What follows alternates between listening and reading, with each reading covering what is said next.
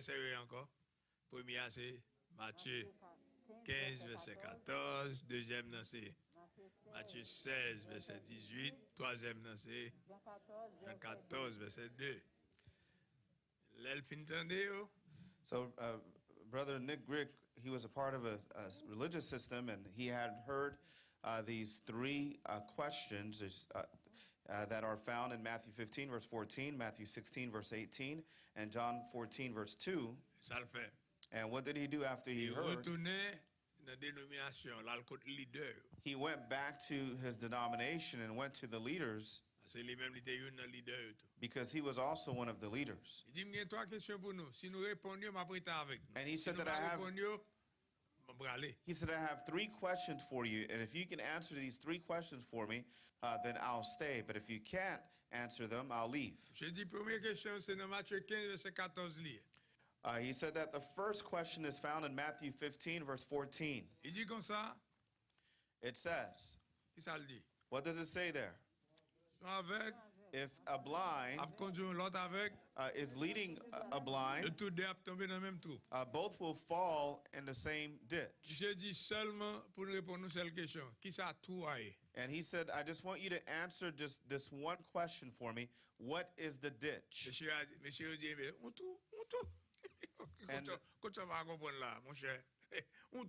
And they said, well, it's just a ditch. It's just a ditch. So,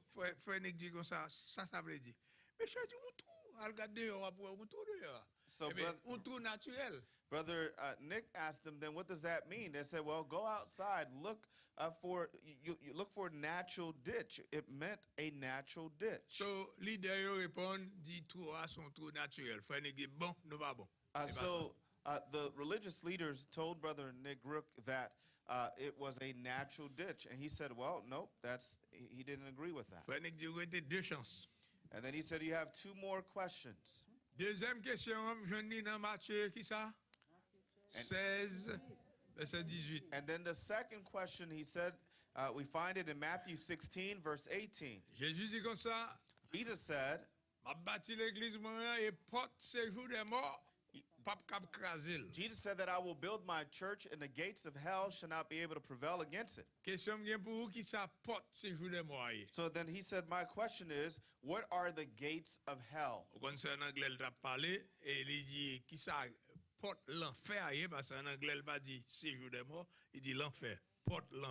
So what are the gates of hell? He asked. And they responded, they said, well, it was just a natural gate, just a natural gate. Et puis, il dit, bon, j'aime qu'on a parlé de l'enfer qui est tellement chaud, qui est tellement boulé fort. Eh bien, si porte ça en bois, les boulé déjà. Si porte ça en métal, les fond déjà. And he said that, well, the way I hear you teaching on what hell is, and hell is a fiery place, then if that's the case, then if that door, that gate was made out of wood, it would have been destroyed. If it was made out of iron or steel, it would have been completely destroyed after a while. Eh bien, monsieur dit, sorry. Réponse pas bon. Chance. And then he said, you know what, I'm not satisfied with that answer, so now I have one more question to ask you. Et dernière chance là, c'est troisième question. And what's the third question? Qui ça, dans Jean 14, verset 2. And John 14, verse 2. Il dit, moi, pour préparer yon. Non, il pas ça, non? Il dit, dans maison, papa, il y a plusieurs demeures. And Jesus said that in my Father's house are many mansions. Il dit comme ça, qui ça demeure yoye? And so Brother Nick asked the leaders there, he said, what are the mansions? Monsieur dit, demeure naturelle, naturelle, que tu vas comprendre. Et frère Nick dit, au revoir, monsieur. So he gave them three opportunities to answer these questions. So the third question, they said, well, it was a natural mansion. He said, well, okay, he wasn't satisfied with that. He said he's leaving, and he left. So c'est ça que fait l'important pour nous-mêmes, pour nous étudier leçon ça. And that's why it's important for us to study this lesson. So, nous avons verset pour Matthieu, pour première question, c'est qui verset me débat à part de Matthieu 15, 14, qui l'autre verset me débat. So I already gave you the first question. Apart from Matthew 15, verse 14, what were the other scriptures I gave? Proverbe 23, verset 27. Proverbs 23, verse 27. Apocalypse 17, verset 1 à 8. And Revelation 17, verses 1 through 8. Ok, n'a pli en créole parce que nous pas bien temps, là nous fini, nous pas bien temps pour nous lire français. On lit créole là bien vite, bien rapide, bien fort. Proverbe 23, verset 27. Proverbs 23, verse 27.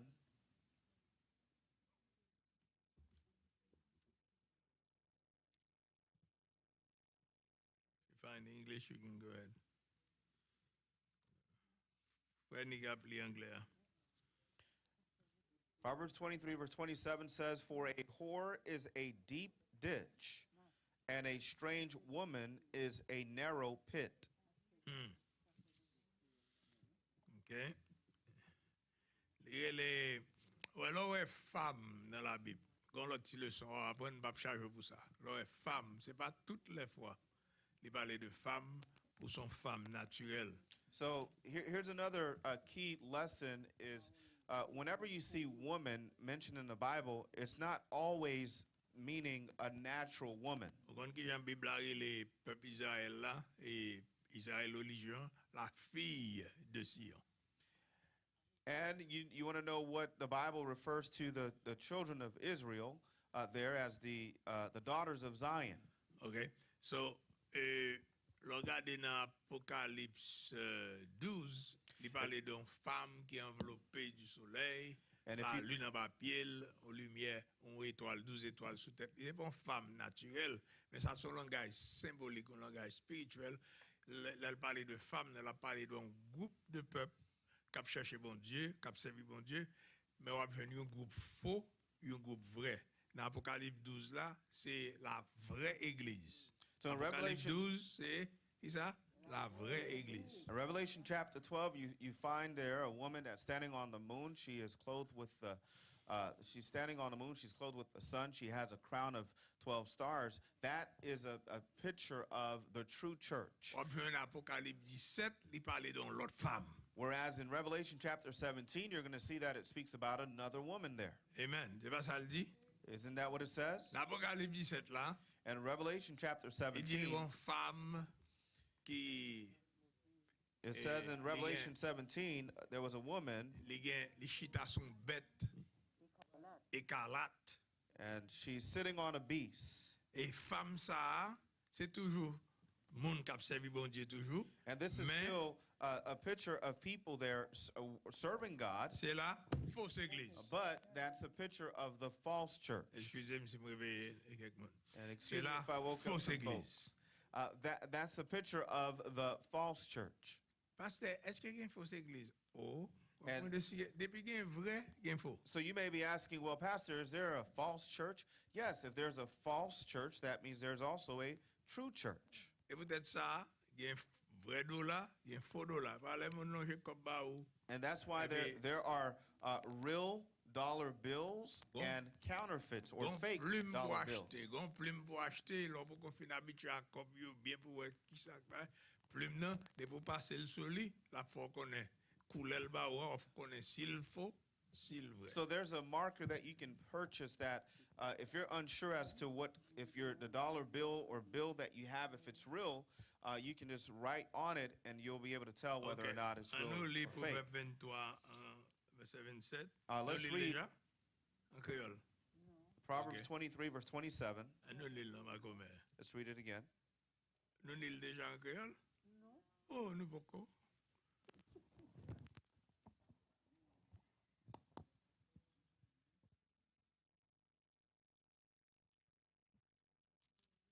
OK. Proverbe 23, Proverbs 23, verse 27. 27. Il dit comme ça. Femme jeunesse, c'est un couillon tout pelin. Femme jeunesse, c'est un coup un trou perlin. Perlin? Pelin. OK. Femme adulte, c'est un coup, yon pigis, gis. Femme adulte, c'est un coup un puits qui gisse. Et toi, on gis, on puits. On tombe là-dedans, nous pas qu'à sauver. So qu'on y a juste à parler, son avec à tomber, à l'autre avec à tomber dans même tout. Faut qu'on sache Jésus t'a parlé. So when Jesus was speaking there in Matthew 15, verse 14, where he said that when the blind is leading the blind, they both will fall in the same ditch, then you need to understand what he was referring to, what he meant. Dans le temps Jésus a te gagné un groupe pharisien yo. In Jesus' time, there was the group of Pharisees Groupe sadducéen, c'est te fait crucifier Jésus. and the Sadduceans, who was another group that had Jesus crucified. Yo même yo te été dans même système yo te y a longtemps.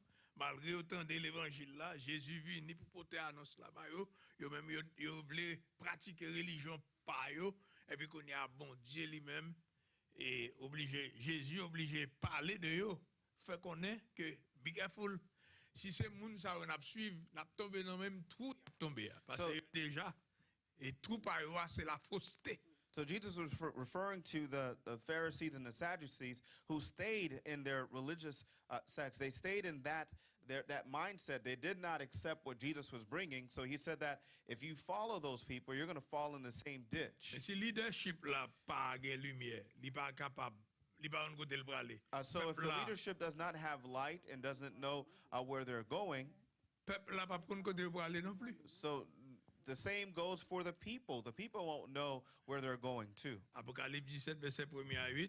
And Revelation 17 verse 1 through 8. Apocalypse 17 1 à 8. Revelation 17 verses 1 through 8.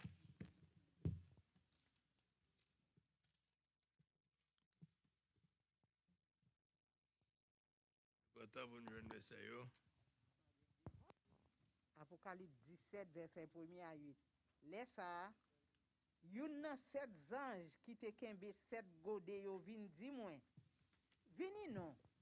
Mwen pral fè ou wè ki jan yo pral pini gros jeunesse là. Gros jeunesse là, les utiliser mot jeunesse là pas oublier en femme et dans contexte ça la parler de religion, système religieux. So here in Revelation chapter 17 verse 1 it says, "And there came one of the 7 angels which had the 7 vials, and talked with me, saying unto me, Come hither, I will show unto thee the judgment of the great whore that sitteth upon many waters." Gros la ville qui bâti nan mitan gros de l'eau yo. Wala te yo lage koyo nan désordre avel. Tout moun qui était sous la terre te sous ak divin mauvaise ville ya. Nan vision hein? Moi wè zanj lan pote male nan yu désert.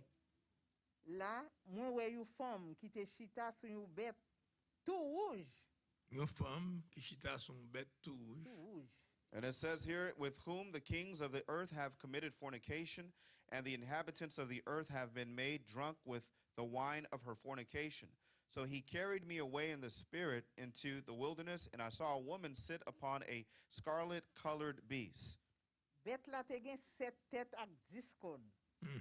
Full of names of blasphemy, having 7 heads and 10 horns. Tout corps li te couvri ak mo ki te jouman pou bon Dieu. And the woman was arrayed in purple and scarlet color. Femme lan te gen rad soie, mauve ak rouge sou li. And decked with gold and precious stones and pearls. Li te chargé ak bijou l'or. Having a golden cup in her hand full of abominations and filthiness of her fornication. Ak pied tout couleur ensemble ak belle graine pelle. Li te kembe nan men li yon gode l'or qui te plein ak madichon. Ensemble ak vie bagay sale la vie jeunesse li a. And upon her forehead was a name written. Te gen yon nom écrit sous front li. On pris ça jeunesse là parce que il pas fidèle à bon Dieu seulement. Pendant la servi bon Dieu il gon bon l'autre bagaille li kembe. Vous comprenez? Ça veut dire que il pas un monde qui droite. So bon Dieu li jeunesse Bible là bali non ça et système non Et il prend tout ancien fête qui était qu'on fêté dans le paganisme et puis il dans le christianisme. So this system here, this religious system, what they did was they took all of the paganism, the pagan celebrations or what they were observing out there as pagans and brought that into Christendom, into Christianity. Maman même la Bible et les femmes ça la mère des impudiques. Et nous dit pas ça déjà? Non. And verse 5, it says, and upon her forehead was a name written, Mystery Babylon the Great. Verset 5 là après. The mother of harlots and abominations of the earth. Te gen yon non écrit sous front li, qui te gen yon sens caché, gros Babylone. Maman jeunesse yo ensemble avec tout bagay sale k'ap fait sous la terre. So, Mon femme là te sous tellement, li te boué sans moun k'ap servi bon Dieu yo, ak sans tout moun yo te touye parce que yo te prend position pour Jésus. Système ça que te prend qui te rentré dans l'évangile. So this system that entered into the gospel or into Christianity, they call themselves Christian. And it says here,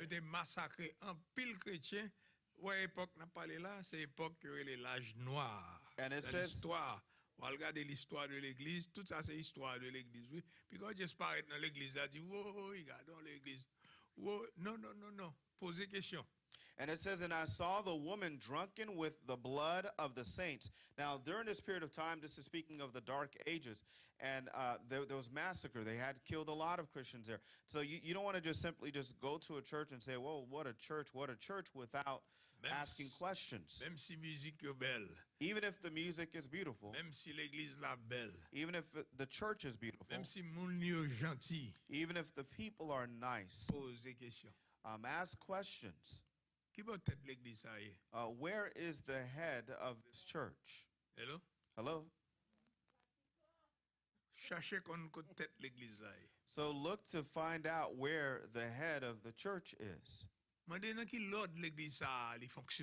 then ask, in what order is that church operating in? Amen.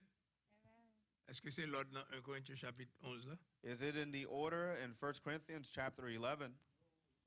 Quand il dit Jésus c'était l'homme qui c'est ministère. Where it says that Jesus is the head of man, which is the ministry.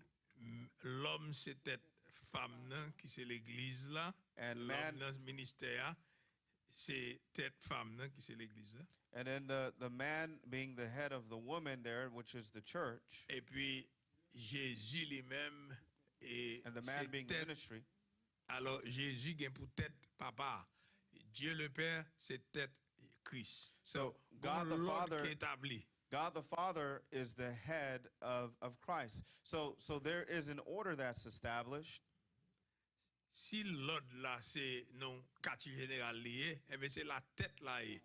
So if the order is, if the head is in a headquarter, then that's where the head is. So verset ça on a fini là parce que il faut nous retourner so seulement introduction je dis so we're going to come back to these verses. This is just an introduction. Verset 5 là nous finissons. Verset 6. Les mouelles, moi te saisi en pile. Mes anges l'ont dit moi, pour qui sont saisi comme ça? Moi pral ba ou yon secret. Moi pral faire ou connaît qui sens pour bay femme là ensemble avec bête capoté là. Bête qui gen 7 têtes avec 10 cornes là. Bête ouya te vivant. And verse 6 says, and I saw the woman drunken with the blood of the saints and with the blood of the martyrs of Jesus. Bête ouya te vivant la parler de l'antiquité. Jean bête ça te fait travail touyer moun touyer chrétien yo martyriser yo parce que pas croire même avec yo kounya li pas vivant encore li gen pour le monter sorti dans gros trou sans fond. Mais la paraît encore, oui. La montée sur qui bord dans gros gros trou trou sans sans fond. fond. Okay, verse 8, it says, "The beast that thou sawest was and is not, and shall ascend out of the bottomless pit." La sorti dans trou. It's going to come out of the bottomless pit. So même si nous pas parler de l'autre question yo, And even if we don't have time tonight to speak about nous the allons other apprendre que questions, tout ça que Jésus t'a parlé dans qui verset Matthieu 15 verset 14. so là, we learn that the ditch that Jesus was referring to in Matthew 15, verse 14, t'a parlé à disciples yo pour prendre précaution yo avec trou qui c'est la fausse religion. where he was telling his disciples to be cautious of the ditch, which is false religion. Fausse religion pas marqué devant porte que fausse religion non. False No. religion is not something that is on a sign in front of the church. Et qu'on y a regardé deuxième question hein, So now when porte you- séjour des morts. Now, when you look at the second question, what are the gates of hell? Qui ça porte fait pour monde? So what do gates do for people? Porte by entrance. A door or a gate, it gives you entrance. À cause d'une porte ou qu'a ouvert les pour entrer. Because of a door, you're able to open it and enter. Dans Jean 10 verset 7 à 9 de Barou. And John 10, verses 7 to 9 that I gave you, Jésus déclarait que je suis la porte. and Jesus declared that he is the door. Amen. Est-ce que Jésus est un bon porte? Isn't Jesus a good door? Béni soit l'Éternel. Blessed be the Lord. Oui, Jésus c'est porte là. Yes, Jesus is the door. Qu'on y a ça le fait, il préparait l'autre porte, il préparait disciples yo. So what did he do? He prepared other doors, other gates, Et his puis, disciples. yo même yo c'est porte tout. And they too are gates or Bon, doors. Est-ce que porte ça pas ouvert au jour de la Pentecôte? Wasn't that gate open on the day of Pentecost? Là, tout le monde a parlé en langue, When- tout le monde réuni, on dit ça te gagne, ça te gagne. When everyone was speaking in tongues and people were coming, gathering around and saying, what was going on? What's happening over here? Apôtre Pierre levé le campé, il dit comme ça, When- ça nous c'est une promesse, bon Dieu t'a fait depuis longtemps. And Apostle Peter stood up and he said, what you see here today is a promise that God had made long ago. Et puis il commence à expliquer, And he c'est began- Saint-Esprit, And- c'est Saint-Esprit que bon Dieu te promet depuis longtemps. And he began to explain this was the spirit that God promised that he would pour out. Moun yo tellement touché, yo convaincu, et puis yo dit, qui ça nous doit faire? And Qui the- ça pour nous faire? And the people's hearts were pricked and they said, what shall we do? What can we do? What should we do? Ça pour nous faire pour nous rentrer? What should we do to enter? Nous aimons ça dire. We love what you're saying. Nous besoin rentrer. We want to enter. Eh bien, Pierre, c'est ton porte avec tous les disciples qui étaient avec lui, So- tout apôtre yo. Peter was a gate as well as all of the other disciples that were with him. Moun te rentré dans porte ça yo. So the people entered through those gates Et yo te joindre la vie. and they found life. Mais il y a l'autre porte. But there are other gates. L'autre porte ça yo, même c'est qui ça yo fait? So those other gates, what do? C'est papier et papier moun. They cause people to get lost. Yo pas bâti vrai. They don't build people up. Moun rentré dans activité, moun rentré vinn chauffer l'évangile yo. People just enter and they're active. They're in different activities, Ou but they're really not. rentré vinn faire cœur content parce que qu'on a charge avec problème dans le pays ya. Or Yo they- besoin faire cœur content chanter comparant Jésus, cœur content et puis voilà causine te kon bel service mais pas une vérité que prêcher, pas qu'on si wap monter soit descendre. Bonne kotoye. So you go in and then you had a great service. They make you happy, and when you go home, you say, "Well, I had a beautiful service," but you didn't. There was no truth that was shared, Amen. Dis mon sou koto la faites attention and qui you don't know porte. where you are. Dans qui porte op rentrer. Tell the person next to you, be Attention, careful keep what on door you're going through, Yeah. what gate you're going through. Amen. Et puis Matthieu bat bon l'autre verset qui dit qui l'autre verset de ba ou? Matthieu 7. Matthew 7, Matthieu 7. 13 à 14. Matthew 7 verses 13 to 14. Son verset nous connaît, oui? This is a verse that you know. Il dit large est la porte. It says, "Broad is the way," L'a comparé deux portes. Large est la porte. and it's comparing two gates, two ways. Spacieux est le chemin It says, "Broad is the way qui mène à la perdition. that leadeth to destruction, to perdition, Bible anglais a dit à la destruction. to destruction." Mais elle dit comme ça, étroite et resserrée. But it says narrow. Étroite est la porte. It says straight is the gate. Resserré est le chemin Narrow is the way qui mène à la vie. that lead us to life. But there's something else that it says there. It says that it's few that find it. It didn't say that for the broad way. The gate, the broad gate, wherever you are, you'll see it. It's so wide. But the narrow way, the straight gate, you have to search for it. L'évangile là c'est vrai, il est là. La prêcher tout côté, mais l'évangile qui pour mener dans porte étroite là, dans vraie porte là. So it is true that the gospel is being preached and is being preached all over, but the gospel that is going to lead you to that straight gate c'est chercher pour chercher. Is the one that you need to search for. Et ou pas chercher sur pas grand goût.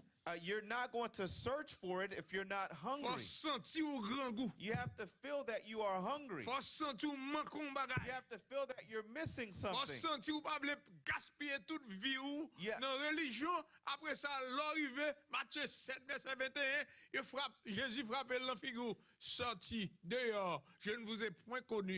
And you don't want to spend all your time in religion, and then when it's all said and done, Jesus says in Matthew 7 verse 21, get out of here, I never knew you.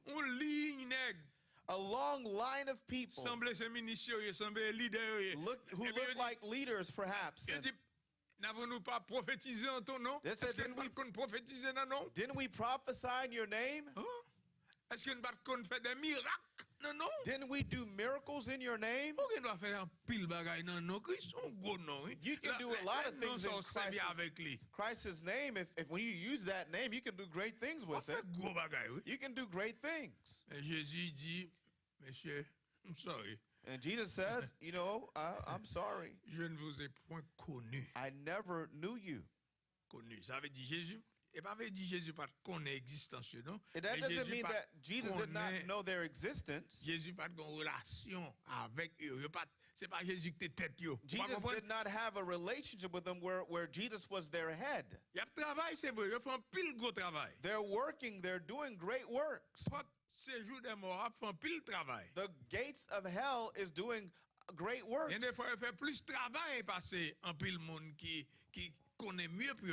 And in fact, they may, in some cases, do more work, greater works than those who know better to do. But it's in the order that they're working in. Jesus said, well, I wasn't your head. I wasn't your head. You had a headquarter as your covering. Or you were your own covering, your own head. Sorry, I never knew you. Amen. And then finally, Jesus said, and the third question, he said that in my Father's house are many mansions. So now the mansions here,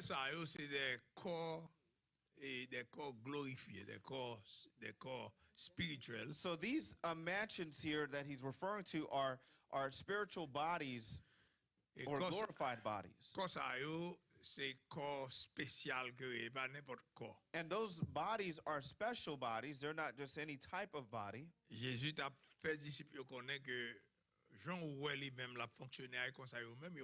And Jesus was showing to his disciples that the way you see I'm functioning, that I'm operating here, is the way that you can operate as well. Après la résurrection, Jésus te gagné capacité. Jésus rentre dans chambre côté monsieur te chita et puis sans pas ouvrir porte. After the resurrection, Jesus after the resurrection, he was able to appear in the room where the disciples were without having to open a door, without having to break through a wall. So let me explain this to you. It's a special body. So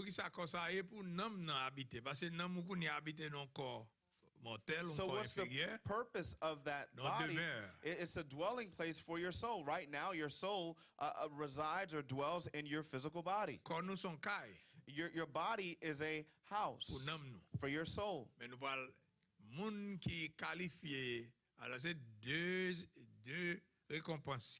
So there are two rewards for Christians. Songez ça bien. Remember this. Récompense céleste There's a celestial reward et une récompense terrestre. and a terrestrial reward. On l'autre là n'a parlé de ça. Another time we'll talk about that. Pour même pour capable travailler pour joindre récompense céleste là. For you to work on getting that or receiving the celestial Que le reward. Seigneur aide vous.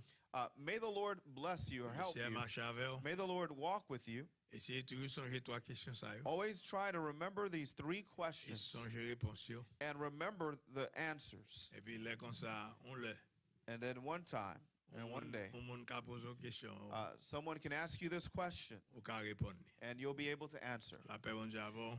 May the peace of God be with you. Descend ton fatigue encore moins versé depuis matin moi ce dehors. And I felt very tired because Sister Zizi and I, we were out since early this morning. Mais qu'on y a là But right now,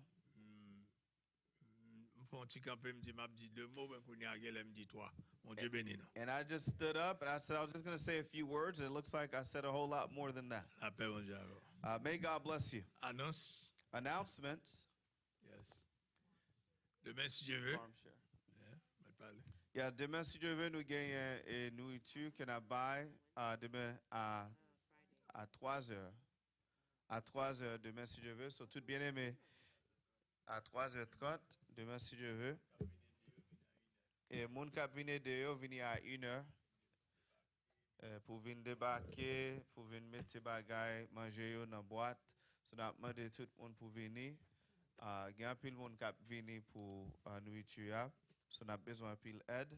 So nous inviter tout le monde, inviter les amis ou familles pour venir demain si Dieu veut. Et après ça, l'autre annonce que nous avons pour même est vendredi. Ok, jeudi. Oh, jeudi, viande. Nous avons bien viande bœuf et viande cabrite et viande Worcester. Est-ce que vous connaissez ça Worcester ailleurs? Papa poule.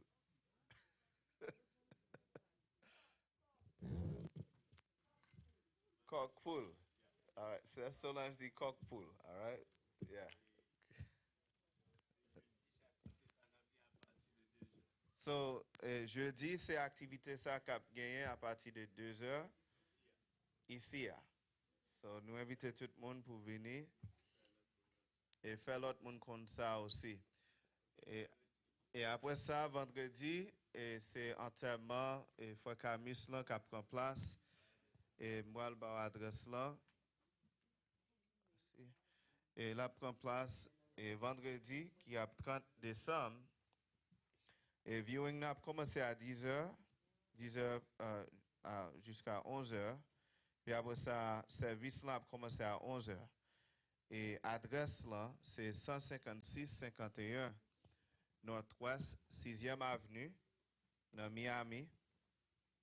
Et zip code là, c'est 33169. 33169. Et là, prend place dans Messiah Worship Center. Messiah Worship Center. Les sous-côtés I-95 là. Là, on prend 151. Et puis, vous montez sous côté I-95 là. So, encore, adresse c'est 156-51 Nord-Ouest 6e Avenue. Et c'est enterrement et frère Jacques Camille Joseph qui prend place 30 décembre et elle a commencé à 10h, viewing à 10h, 10h à 11h, puis service funéral là a commencé à 11h.